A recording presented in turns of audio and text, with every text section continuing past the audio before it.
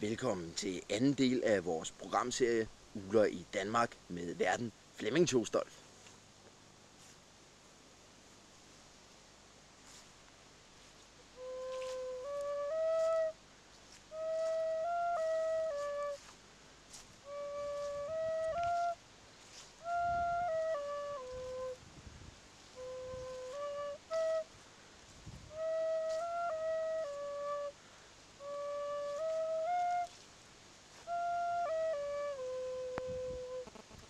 God aften og rigtig hjertelig velkommen til Ugler i Danmark. Mit navn er Flemming Tostolf, og jeg vil i dag tage ud på en oplevelsesrig rejse i det vestjyske, hvor vi skal kigge nærmere på uglerne og deres adfærd. Vi vil nu bevæge os nærmere ind i skoven.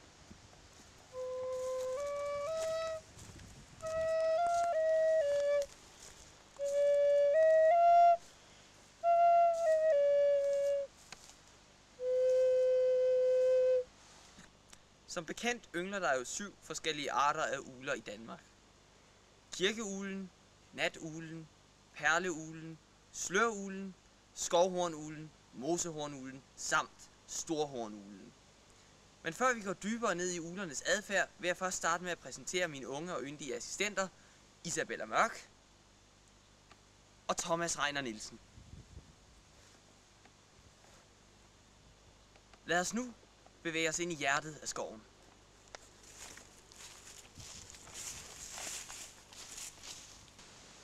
Nu er vi nået ind i hjertet af skoven, vi vil så gå i gang med en uddybning af 3 ud af de 7 arter af ugler i Danmark.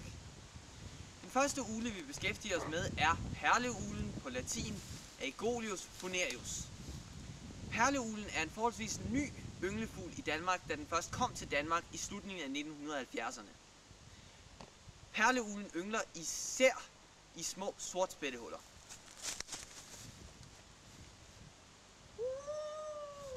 Men sanden om jeg ikke hører en storhornugle i brunst. Lad os lige se nærmere på sagen. Ja, og nu skulle vi vist være kommet lidt tættere på, hvor storhornugleskriget kom fra. Det er dog endnu ikke lykkedes os at lokalisere storhornuglen endnu. Inden vi går i gang, kunne jeg jo lige indlede med en sjov lille historie fra det virkelige liv, der omhandler storhornuglen. Det var faktisk tidligere sådan, at storhornuglen var meget eftertragtet blandt menneskene, fordi man kunne fange ungerne og opdrætte dem til at lokalisere krager. Kragerne blev lokket til, og så var det meget nemmere for jægerne at skyde dem.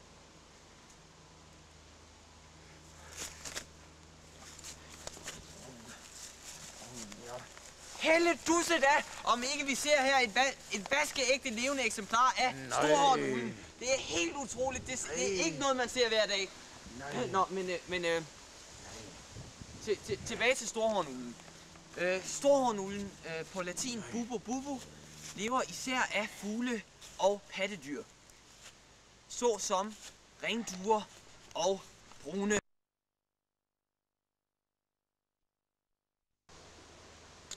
Ja, vi beklager den tekniske afbrydelse, men vi arbejder hårdt på sagen og håber at være tilbage med programmet om et kort øjeblik.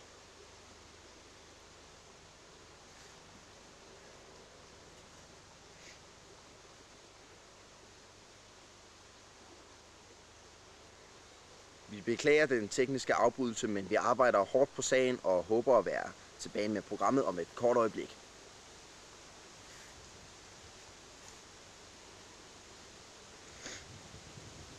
Jeg skal beklage den tekniske afbrydelse, men vi arbejder hårdt på sagen og håber at være tilbage med programmet om et kort øjeblik. Ja, nu skulle vi vist have styr på problemerne, og vi vender tilbage med ugler i Danmark nu.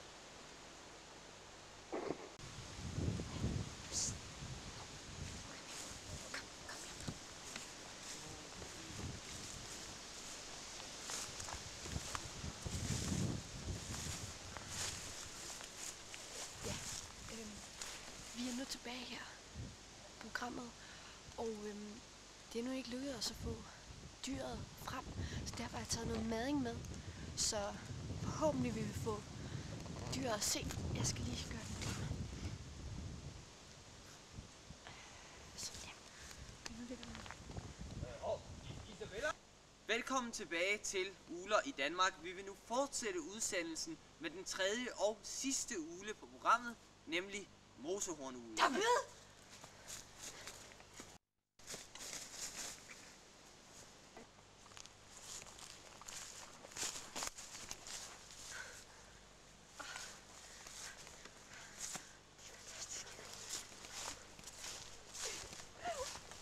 Efter alle de år siden, det lykkedes.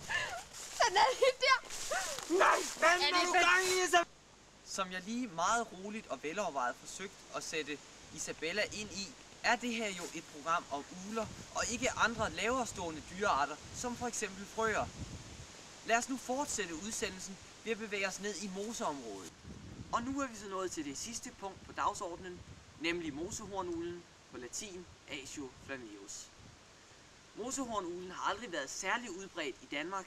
Den kom ligesom perleuglen til Danmark i slutningen af 1970'erne, hvor der var omkring 30-40 ynglepar. Dette tal er dog stærkt reduceret til 10-15 par.